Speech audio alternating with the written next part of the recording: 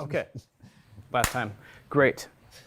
Brickmaniacs, welcome back to another Designs Desk video. We're really trying to pump these ones out now, so stay tuned to the channel. Much more videos coming soon. So this is the M8 Greyhound, and I have with me Slam. I'm Slam. And you are Andreas. I'm Andreas. And you designed this, the designed M8 this. Greyhound. M8 Greyhound. It's a scout vehicle from World War II. It's about late war, more common. It's the first time we've done this since 2008 or something. It's like super long time since we did a Greyhound the last time. It was in old gray, designed by Dan. Wow. So I thought it was time for an update to make another one. And this vehicle here, like, I think is important to us here in Minneapolis, St. Paul, because we had the St. Paul Ford manufacturing plant that made thousands of these things. Oh, wow. So this is a local vehicle as far as I'm concerned. Wow. We should get some out there, maybe. We have one at our local historical society. Yeah. You can go see it if you want. We should bring this and take some photos there. Yeah, set it on top, do the thing. But it's a cute little vehicle. Yeah. And it's quick. It went all at 55 fast. miles an hour. Yeah, that's with its almost 110 horsepower engine. Yeah, that's almost 90 kilometers an hour for real measurements. For the rest of the world, not in the U.S. that cares about measurements that make sense. Yeah. But yeah, this is a cool little vehicle. Yeah. So you've updated a 13-year-old design here. I have. The size is reconfigured. It's a bit smaller. So it's like pretty much perfect to 135 scale, which also comes with a lot of issues of sizing because, as you know, Lego minifigures are a weird size. So trying to get guys in here is very hard to do. But we got a nice... It seems like he has a spacious turret. Yeah. Like there's plenty of room for him now. Yeah, he's got a lot of space there. I think the last one actually had maybe space for two. You can get two in here if you really cram them together, but they'll be sitting on each other's laps probably, and we can stand up and look out to the side. Yeah. Okay, let's stop this spinning because this is getting real dizzy, just like the real guys actually, because the suspension on this wasn't all that great, I heard, so they preferred to drive on the roads. I believe it. And we think this is a six-wheel drive vehicle. I think so. I think so. Don't quote us on that. I should have looked at that. Yeah. It's a nicely little shaped vehicle. You got some great angling front and sides. Yeah, really worked on trying to get the mudguard angles here correctly. We got some angles going downwards here with awesome printed details as well. I don't know if I'm going to talk too much about the history. It's World War II, as I mentioned, late war, 1942. It really showed up. Pretty much in all theaters that the Americans were, and it was also shipped out to other allied countries, so it was used by different nations as well. Also used up until the Korean War. I don't know if they were used in Vietnam. I haven't seen anything about that, but especially Korean War, it was also used. So just like all the extra surplus equipment that we had from World War II went to Korea for the most part. Yeah. So just shortly about the features here, you have a turret that spins 360 degrees. 365. Oh my God, that's a full year. Yeah. 360 degrees. Your barrel there will crash into this antenna. That's why I made one of the antennas big and one of them smaller, so you can spin around, because they could subtract. They could go down and up. Oh, like the introduction to the retractable antenna that we all know from the 80s and 90s. Yeah, so that's why it has a small antenna here and a big one there. And camera guy made a custom barrel for this? Oh yeah. So it's a 3D printed barrel? That is super sweet. Brand new, perfect for the size of this thing, 135 scale. Attaches neatly to, a bar connection right there. Very cool. And from what I saw in images of this, I was concerned when you requested that you put a bunch of stowage on the back deck, because that's the ventilation for the engine. Yeah. And I'm like, would they really have just covered it with stowage? And then I saw photos, like it's these things with like 8 people and all of their gear, like just piled high. I think a lot of America and Europe in World War II was just avoiding walking from or marching from here to there and just hitching any ride you could. Yeah. And I mean, this is a 4-manned vehicle crew. You have the driver, radio operator, you have a gunner, and the commander who also operates as a loader. So all these guys are living out in the field. They have all this, you know, everything you need to sleep, to clean up, eat, ammo, everything you need to just live, they got to carry with them. So that's why you see the photos. They're just like overflowing with bags and boxes. And so that's really what we're trying to go for when we put all this printing in there. So this one comes with some K rations. It's a 3-sided crate. I didn't print the front and back just to save a little bit of money and time. And it comes with a box of cigars, which I love. That is super cool. I really enjoyed doing the research for what kind of cigars to throw into it, trying to find vintage boxes that were cool looking. So here we have a box of 44 cigars that is branded 44 cigars, which I think is great.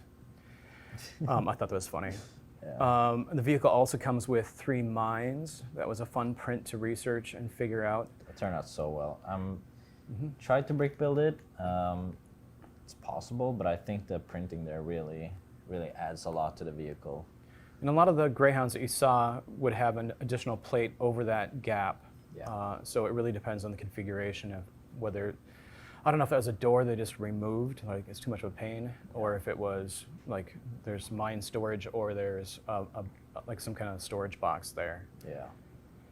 And of course we have stars and numbers, a whole bunch of unit details across the front. We've got the bridge weight rating, which is the big 8 there. Yeah. Yeah. A lot of printing for a little kit. Yeah.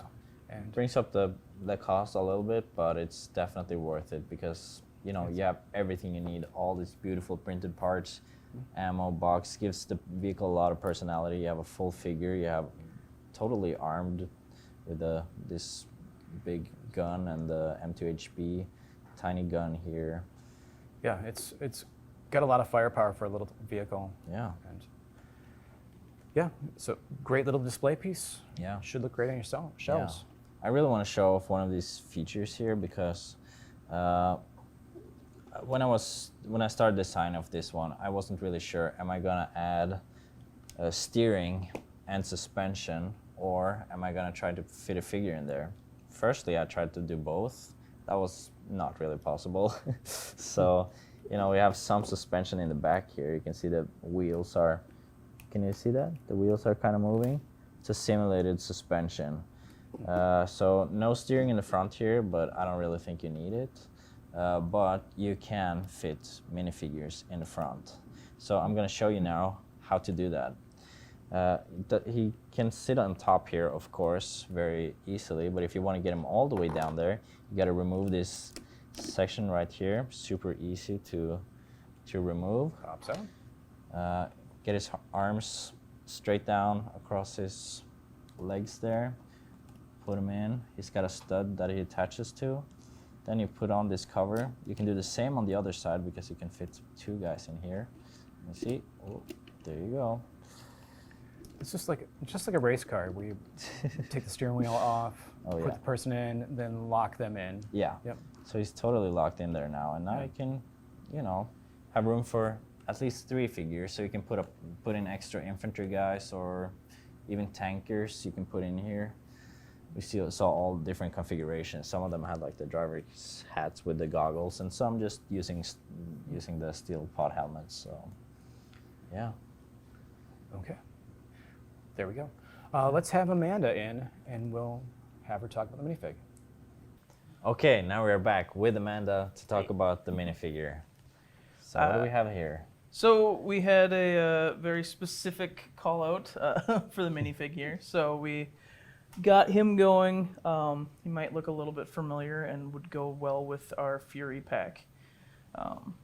He was fun.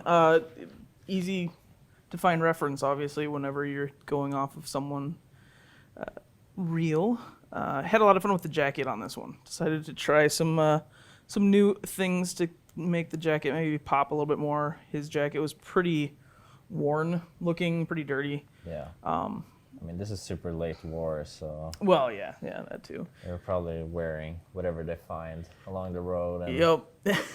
Well, and you can even tell because in the reference, there we go. He's actually sewn together or tied together his shirt because he's missing buttons, so I added that on there.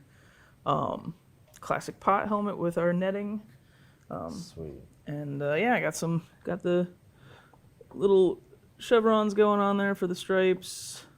Some nice dirt on his boots. Definitely matches the Fury figures with the Yeah, definitely took it back to kind of what Drew had done on the Fury guys. So. super dirty looking and Yep. all greasy, and they've been in the field for a long time. Yeah, definitely. It's Got very- him some nice 5 o'clock shadow going. No bullet holes, but But yeah, that's him. I think he turned out pretty cool. Yeah, and it doesn't come with a perfect caliber, but I guess a perfect caliber is very suitable. We have some We have a lot online that would work for him, I think. M1 carabines, and yeah, anything you want to do with this guy, put a Thompson on him if you want. Mm-hmm. So much cool stuff for these. Yeah, definitely. And these guys weren't necessarily tankers. Like, this is not a tank. These are scouts, so they're basically infantry guys. He'd be riding around to get from one point to another, jump out, Yeah. jump in if he needed to, I'm sure. Yeah, and I pointed this out in the sit rep, but there was a very funny reference for this, because this guy was, for a long time, the tanker for Brickmania kits before they had in-house capabilities of making their own figures. He's wearing an adventurers jacket. You can see kind of the dark tan legs, reddish brown jacket, green helmet. It's pretty funny. It's a good comp. Easter egg. Yeah, that's cool. Yeah. I like the scarf on that guy. Oh yeah. Very eye-catching. Yeah. Shoot here, please, kind of moment. Yeah. Try to get that in the next one. Okay. I think that's it. That's Great all I work got. on a minifigure. Nice looking kit. This is now a limited edition, so you can get it online. We try to restock it, once in a while. So get it before the holidays. Thank you guys for watching. See you next time.